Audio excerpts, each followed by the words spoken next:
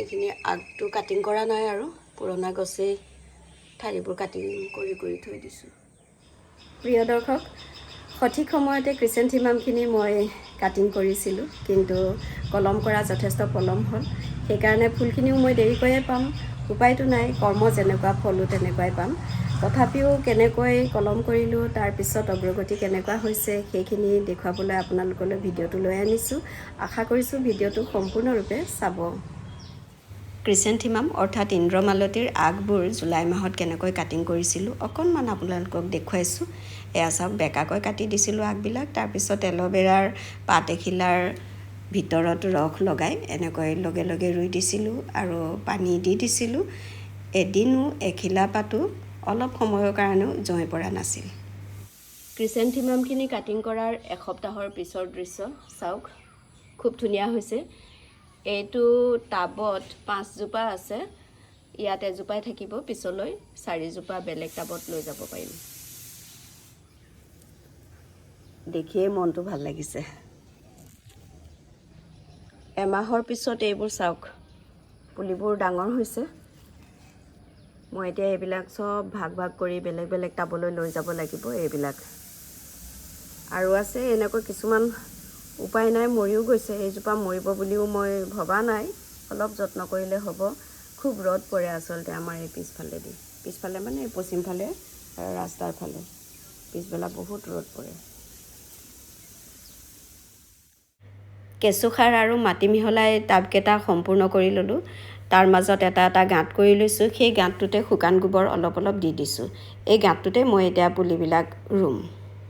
মই সদায় পুলিবিলাক ৰোৱাৰ আগতে যিটো গাঁত উলিয়াই লওঁ, সেই গাঁতটোত মই এনেকৈ পানী দি লওঁ, যাতে শুকান গোবৰখিনি পানীৰ লগত মিহলি হৈ যায় আৰু পুলিটো দিয়াৰ লগে লগে শিপাখিনি খামুচি ধৰিব পাৰে। তাৰপিছত পুলিখিনিত অলপ পানী ঢালি দিওঁ। তাৰপিছতেহে মই এতিয়া পুলি উঘালিম আৰু ৰুই যাম। কাটিং কৰা দিনা কেৱল সৰু সৰু আগ কাটিং কৰিছিলোঁ, আপোনালোকে দেখিছিলে। এয়া দেখিছে কিমান ধুনীয়াকৈ শিপা ওলালে আৰু এতিয়া এটা পুলি হৈ গ'ল। এই পুলিটোৱেই কেইদিনমানৰ পিছতে ফুলগছ হৈ ফুলিব। ঋতুকালীন ফুলবোৰ নিৰ্ধাৰিত সময়ত যদি প্ৰতিপালন কৰিব পৰা যায়, তেতিয়াহ'লে সময়মতে ফুল পোৱা যায়। প্ৰতিপালনত অলপ গণ্ডগোল লাগিলেই, সময় দেৰি হ'লে ফুলপাহো দেৰিকৈয়ে পাব, কিন্তু প্ৰতিপাল কৰিবই লাগিব। পুলিটো ৰোৱাৰ পিছত গুৰিৰ মাটিখিনি চপাই অলপ টেপি দিলোঁ। বেছি টানকৈও টেপিব নালাগে, যিসকলে ৰুৱে সেইসকলে জানেই। পুলিকেইটা ৰোৱাৰ পিছত গুৰিত অলপ পানী দিবই লাগিব।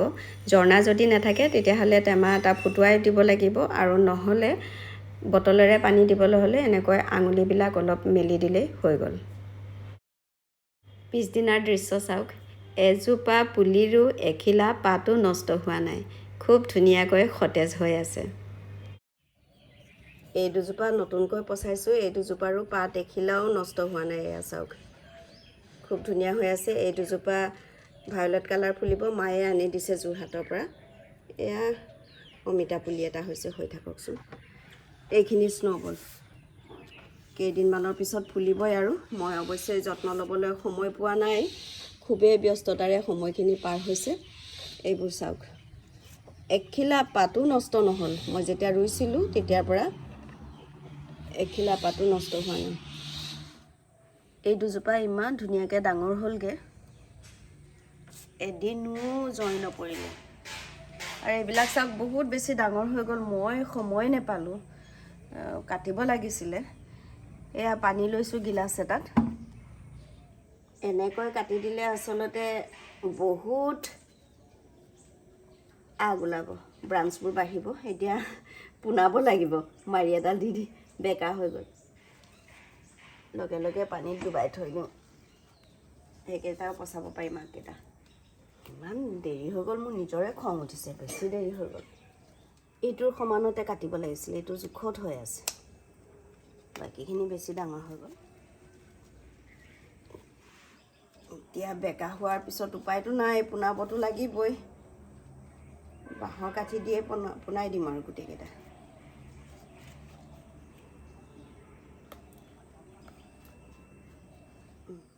এইকেইটা আগ লগে লগে পানীত ডুবাই থলোঁ যে, এতিয়া এইখিনি মই 2-3 দিনলৈ যদি পচাব নোৱাৰোঁ বেয়া হৈ নাযায় কিন্তু ভিতৰত ৰাখিব লাগিব এই ৰ'দত ৰাখিলেতো আৰু গ'ল সেইটো নহ'ব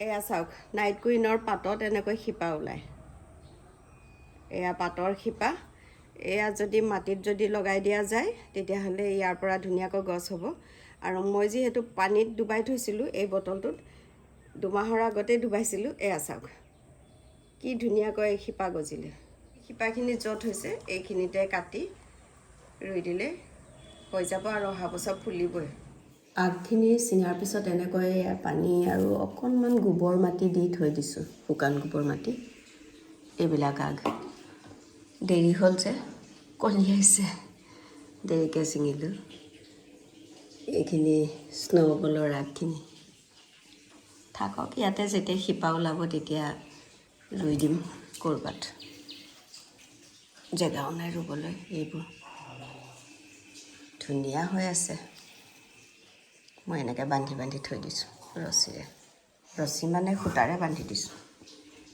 ইমানটো বয়সতে আচলতে আগ কাটিব লাগে মই আজি এইজোপাৰ আগটো কাটি দিম